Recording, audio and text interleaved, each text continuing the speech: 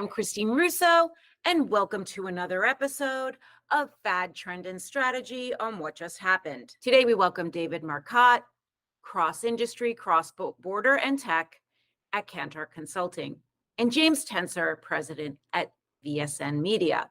Welcome. I'd like to kind of hit the supply chain area because, wow, what a difference. The pendulum swings so dramatically from one side to the other. So let's start with weakened demand. What's happening? David, fad, trend, or strategy? That's pretty much a fad at the moment. I mean, from a fad point of view, we're having continuation of chaos, which is we're having something completely outlandish shut down portions of the work. So before it was labor, then it was the Suez Canal. Now we're into the Panama Canal. And the Panama Canal it is more serious than it was 3 years ago because there's now two Panama Canals, not just one. So you're seeing from a supply chain view, the entire US flipping again, and I mean again, from the West Coast to the East Coast for exports. So all of a sudden you have rail being distorted, you have seaports being distorted, you have different rates being imposed, you have different expectations for supply chain time. You have to add 10 days to everything now. And we're right back to where we were 2 years ago, except for with absolutely nothing in common. So I don't see that as a trend other than saying, okay, chaos is a trend, but that kind of is a crappy comment. You can't say that with a straight face. So I'll just go with, this is our momentary blip.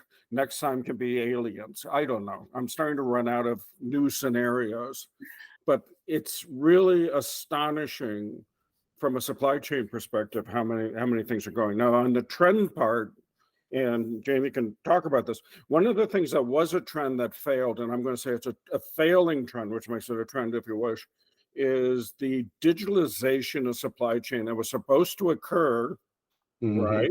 3 years ago. We've had Convoy, we've had TradeLens, we've had just about every digital and blockchain solution that was supposed to fix all this didn't. So every time you ship a container, there's 300 pieces of paper. Every time you move a truck, there's 25 pieces of paper. So all of the nonsense continues, and that's a trend. Guys, I love you touched on all the things that I thought you would want to talk about, and I'm so excited to get into it.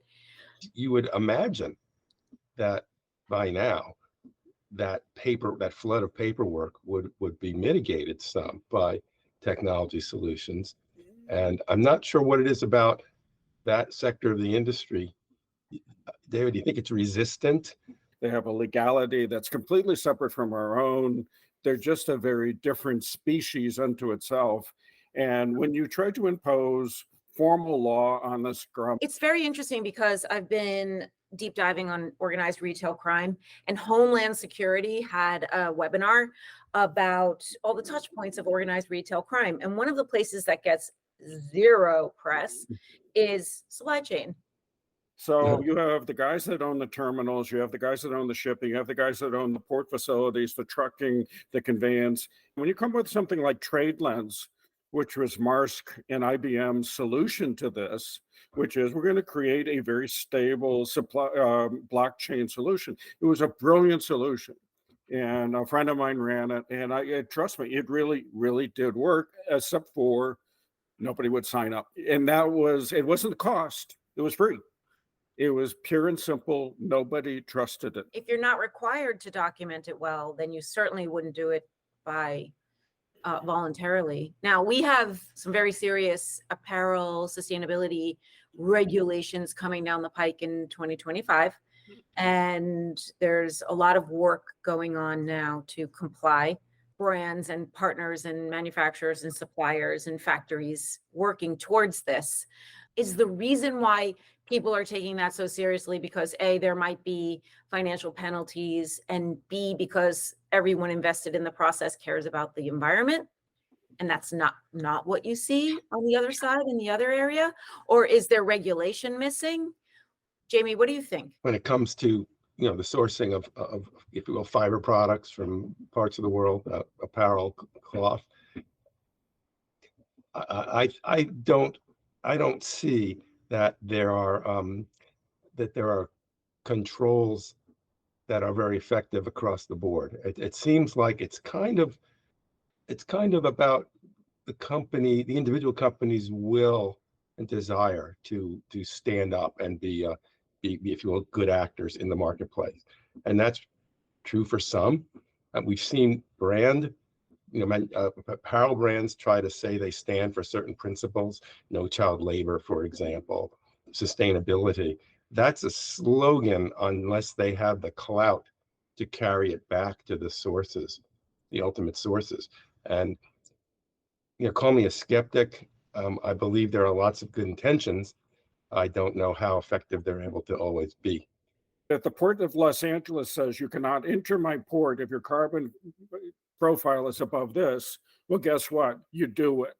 And you have the same thing in terms of garments. If Walmart and Target and Tesco and Carrefour say, we will not accept, based on our bill of material, anything that is not strictly detailed and conforms to QA processes, well, guess what? It doesn't happen. Let's talk about the buzz that was nearshoring. And was that a fad?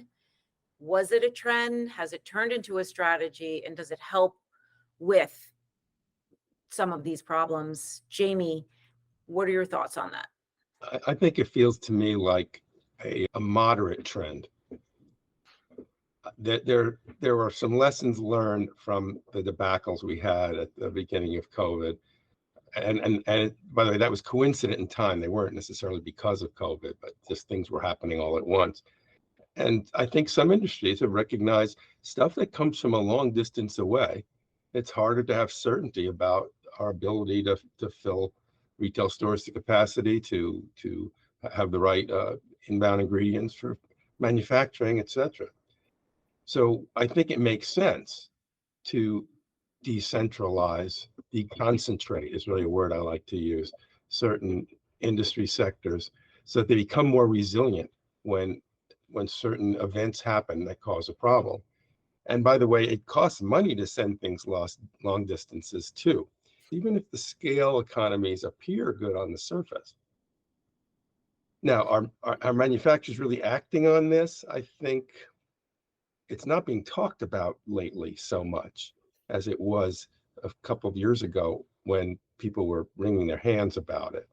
The issue is, how do we make our supply web more resilient and more able to withstand individual incidents or adverse incidents so that we can keep things flowing smoothly? So, by the way, I don't like the term chain very much at all in this context. The supply web makes a lot more sense to me, at least conceptually. Yeah, I think of it as layering. I want to layer my contracts. To Jamie's point, I'm not seeing this in large companies. I'm most definitively seeing it in small to medium-sized companies. You're increasingly seeing stuff that would have been contracted to small or medium-sized companies in, say, China, moving to Mexico. Right now, it definitively is a trend. As a trend, yeah, it's a pretty solid trend. And I'm not seeing a change. The East Coast ports are tremendous success stories, except for they're not 6 months out of the year. You're looking at all these ports that had died, have been not only resurrected, but expanded and made suitable for deep draft shipping and whatnot. They're not connected to a larger infrastructure that make them successful 12 months out of the year. So you're looking at Charleston, you're looking at Savannah, you're looking at Baltimore, you're looking at Philadelphia. Jacksonville is another great example. What do you guys think about just walk out technology from, remember, fads, trend, or strategy? Jamie? Fad mostly. I think it's going to stick around in certain contexts.